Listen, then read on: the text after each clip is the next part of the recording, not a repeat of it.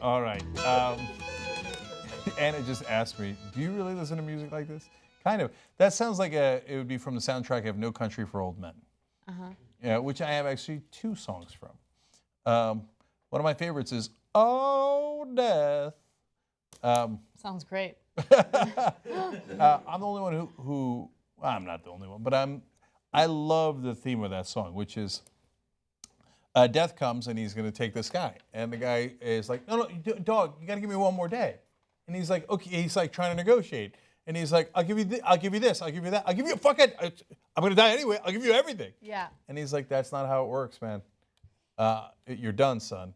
And it's great because you realize, oh shit, when it's lights out, all the stuff you have doesn't matter worth a lick. Yeah. Okay?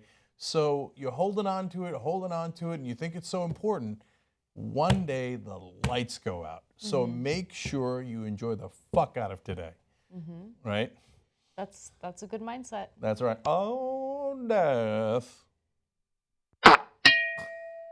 Anyways, okay. So for those of you who are not members and you haven't seen any post games, that's kind of mental, but that's okay. That's why we do this. Yeah. So this is obviously more informal. That's what we do, and talk about our personal lives a little bit. 2 things first. One, Bart called this shirt as we were coming back in a picnic table, and I find that deeply offensive. You did not give me a trigger warning on that, Bart. Okay. That's one of my favorite shirts that you have. I know, but It's a little more cash, right? But you dress it up with a jacket. With a jacket, Right. yeah. So I agree, and I really like this shirt. And I'm not as bothered by Bart's criticism as I am by the fact that apparently I am not alone. I have now seen this shirt on like 17 other guys. Really? Yeah, because it stands out. Because just like, yeah, it looks like. Does John have that shirt? No. I feel like don't he think might. He so. does. He has the same pattern. Just Oh, like really? In a pink, yeah. though. I think it's a pink. It's, of course. Yeah. Okay. That's terrible. No, that's just fucking around. All right. Anyway, sorry. This is not a safe space. Okay. So no, the more I see it on other guys, I'm like, oh, all of us douchebags bought the same shirt. Yeah. Okay. And Yeah. it's all yuppies and yada yada.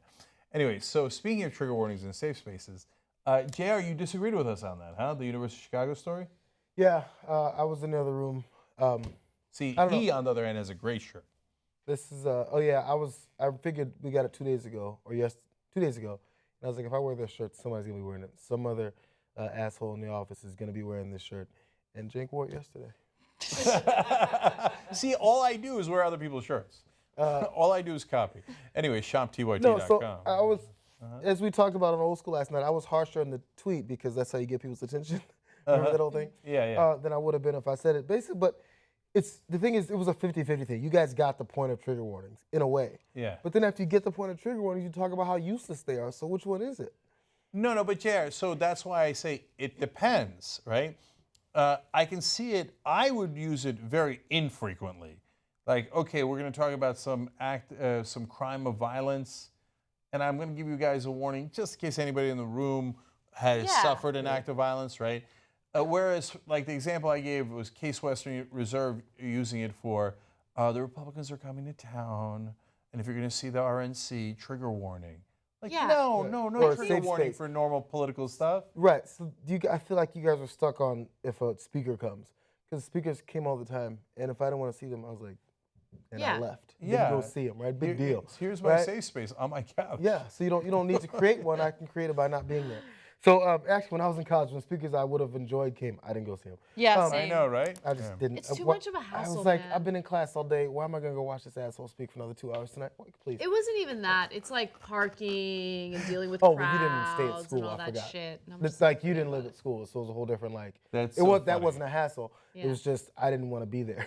So, But I've spoken at colleges before. I like this guy. Like, I'm not going to see this asshole for 2 hours. oh, no way I would have watched you speak at my school. Thank you. I appreciate that. Jay. I appreciate it. Anyway, yes. So it's just, but the thing is, it's not always about the speakers. There's these douchebag groups on campus. It's like, okay, we all participate on Twitter. There's parameters that allow us to ignore people, block people, keep people from seeing us, keep us from seeing them. That's a safe space. That's allowing us to bury ourselves from people that we don't want to be fucking bothered with. So although there's people that have legitimate things they want to say that we don't agree with, and you learn and the space gets better. Fine, I agree with that. But there's people who actually, there's real life trolls on college campuses too. Yeah, I know. Who find out who the people they want to antagonize, and they go and antagonize them. I know. So you should be having an option to keep people away from you. It's like they don't get free reign to just be assholes, because those people exist on college campuses. So Yeah. Cenk and I had a disagreement about one particular speaker who will go unnamed because he loves people talking about him and he's not fucking worth our breath, right? But I despise this guy. I don't think he adds any value to any discussion. He is not, pushing any type of real ideology. He's a shock jock. He's like a modern day shock he's jock. fake. He doesn't even believe He what doesn't he's- believe the things he says. Exactly. So Right. there's really no value in him speaking, right? He's not providing a point of view that he actually believes in or that's legitimate. But, he got, protested off a college campus. He was going to speak, yada, yada. And I was like, yeah, good. I don't want students' money, tuition money, and fees going toward this douchebag, and he's not even adding anything to the conversation. But Cenk made a really good point. Look, but that's what he wants. And he got so much attention for not being allowed to speak, right? And I don't want that. And so I would much rather say, okay, fine, allow him on campus. And then the few students who take him seriously can go watch him. Because here's another thing. There are students who obviously hate him, don't agree with him, don't want anything to do with him. And then there are students who are, misinformed, and I think they're wrong, but they do support him and they do like him. So who's to say that someone should get kicked off because one group dislikes him? You know what I mean? Right. So Well, okay, look, so there's two ways of looking at this. One is that I'm biased on this issue. The other is that I have an interesting, different perspective because I was a conservative when I was going to college and law school. So I was a douchebag annoying everybody. But JR, so did I ever go to anybody's dorm and be like, oh, no, let me tell you about right? No, of course not, right? On the other hand, people will say, even you speaking your mind in class is triggering me or whatever the fuck, right? In fact, I have I've told you this story before in the post games. There's that little story of I objected to liberal professor on Columbia Law School. We're having a debate over it, and two of the women went in the front of the class, fellow students, went and complained to the dean of students saying that since I was a particularly large man, and I spoke very loudly, that they felt physically threatened.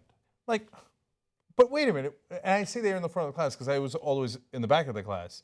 I'm like, there's a mile between us. We've never come anywhere near each other. So no, that's a bullshit excuse for shut them up already. To get them away from me. Yeah. And by the way, so liberals can do that. Conservatives can do that. I don't think there's side doing that. You see what I'm saying? Right. Because usually, if it's something that's relevant, like on college campuses, they're playing patty cakes a little bit. It's a little relevant and it was super annoying. Yeah. I'll give you another story in a second. But for when people take charge and it's real and it matters, it's usually the conservatives who shut up the liberals. You see what I'm They're the saying? ones that are When a more- government takes over and says, Even though they're nobody's talking anymore. Even though they'll complain about they're the ones getting victimized, they're the ones Of doing it. course. I get that. Of No, course. totally. So I feel like there just needs to be a just case-by-case basis and use common sense. Because obviously if someone wants to speak, if there's a discussion in class, let them have a discussion. We're all smart, apparently, smart people in this college setting.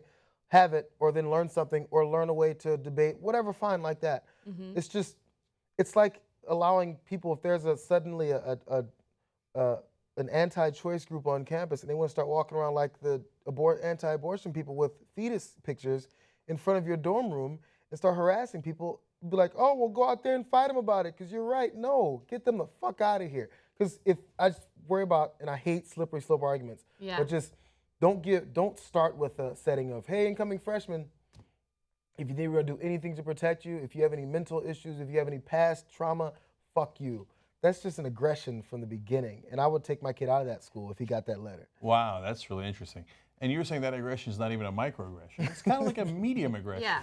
Look, I think there's a difference between Just don't people. go broad swath and be like, Yeah. anything you ever worry about, I'm not doing anything about. Look, I'm totally against zero tolerance policies, and I'm against them on both sides, right? So I think that in some cases, as I gave a very specific example while we were covering that story, trigger warnings make sense, right? And it should be up to the professor's discretion. It shouldn't be like a school-wide policy, and it shouldn't be like a regulation that the professor. No, trust the educators to use human judgment and be smart about sensitive topics, okay? Yeah. But what you mentioned with like the anti-abortion people like going dorm to dorm and attacking people that way, that's harassment. So I feel like that goes way too far. Well, they may even stand out in the quad, which is public or school property. Yeah. And they'll That stand like, happens we're now, fine, though. we're that fine. happens now. Yeah. And look, we experienced that on my college campus. I don't agree with them. And, it brings out a very, violent side of me. I would never carry out acts of violence, don't get me wrong. But, it is what it is. And I just. So I think it's a fine line, right? Yeah. So if you're going to get an abortion, I'm going to give you a safe space to get in there, and that's your constitutional right. And I'm not going to have people like intimidate you. At the same time, I'm not going to block the protest. So you're going to have to figure out how you do that. How far should they be? It's not so comically far that it's not really a protest zone, but not so close that they're in your face and intimidating you as you're walking in. So there's a balancing act there. On the other hand, like you were talking about the abortion people getting in people's faces on college campuses, we had evangelical students on my dorm room, and they were constantly in our face about how the Lord needed to save us, and I had no interest in that, but I didn't mind it. I'm like, okay, you know why? Because one of them was super genuine, and it's a rare religious person that I've met in my life who actually meant it. Yeah. You know how I talk about the suicide bombers? The suicide bombers might mean it, but because they really, the idiots think they're going to heaven. Yeah. But like the Muslim fundamentalist leaders, like, why do you have to do acts of violence? Isn't Allah going to cover it, right? So they don't really believe that Allah's on their side. If they did, they'd be like, dog, do whatever you want here. Who cares? I got eternity in heaven and you got eternity in hell. They don't really believe. But this girl who was an evangelical Christian in my freshman dorm, she believed it. And so even though it was slightly annoying, what she would do is she was like insistent on converting us because she was so worried that we were going to go to hell. And she really loved us in her mind, right? And wanted to save us from that. So I was like, She's crazy. yeah, I hear you, but I don't want to be like, no, safe space. Right. That idea offends me. Go away. By the way, no, so what? I heard her out. By the way, and to my point about what real life is like and how I don't want to shelter students to the point where they graduate and go into the real world and they're like, holy shit, the real world sucks. Like, you go to an abortion clinic, there is always a group of people protesting, right? And sure, there are laws about how close they can be to the clinic, but let me tell you something, they're really fucking close, right? Yeah. And they're near the entrances, and you have to deal with them, and they're protected by our First Amendment.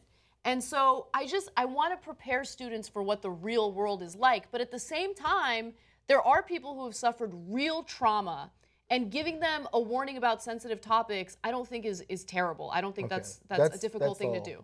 Yeah. It's simple. That's because that's what I'm saying. I feel like you guys were there. Yeah. And then you went, but just get out there and fight them. I was like, everybody isn't a fighter. Just I get that. Yeah. I totally Yeah, get okay, that. that's a fair point too. So last story on that is, I went to go hear one of the leaders of the Contra speak when I was an undergrad, and they wouldn't let him speak.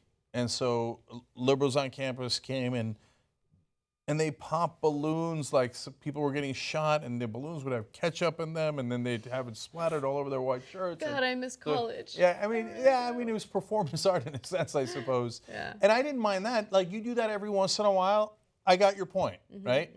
But then boo, boo, and he couldn't speak. So remember back then, I'm a knucklehead Republican, but maybe I would have heard the speech and thought, that doesn't make sense. Yeah. Because eventually I did. Like, that's what happened. I remember watching Bill O'Reilly and going, like, really early on, right? Early on in Fox. Yeah. And my dad, same thing. We're like, this guy doesn't seem to know what he's talking about. That's curious. Right? And I remember seeing Jesse Jackson's speech at college, at my campus. And I remember walking out going, that made a little bit more sense than I thought it was going to. Right? Let's have an exchange of ideas. You never know what comes out of it. Yeah. I mean, Right. we had the SoCal vocals that sang every Wednesday in the middle of campus. They're like a barbershop quartet type of singers. There's probably 10 of them at best. I wanted a safe space from them. That is something we can agree on. It's fun. No, I love it. Every Although they time. would have a shirt like this on, wouldn't they? This is such a quartet And then shirt. yeah, you're in Southern California. They got the short Dockers on. They're like, yeah. I'm Every like, school. yeah, I feel like yeah. every preppy school has their vocal group that sings in the middle of campus. Yeah. And ours was the SoCal Vocals. And actually, I actually really enjoyed them. Oh, boo. Boo, now I need I a safe walked by space the middle from of you. campus. I was like, it was a jank moment. I was like, this is a lovely college experience. Like, the sun's out, look at this beautiful scenery, and the SoCal Vocals are singing as I walk to class. It's beautiful. And like, it's cheesy and corny, but this is what you see in catalogs. I was like, they really recreated what they sold me on. Well, I guess that's good. But I mean, an old school topic we never got to, and you guys should watch Old School too. That's also, members get that too. TYTnetwork.com/join. Is whether I would be upset if my son was in an a cappella group. Okay, now that's an unacceptable opinion for me to have.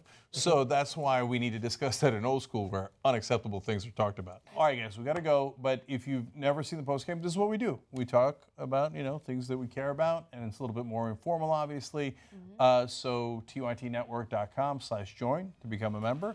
And if you're a member, we're going to do TYT Classics for you today as well, and you'll get the whole Aggressive Progressive show too. Okay, we'll see you soon.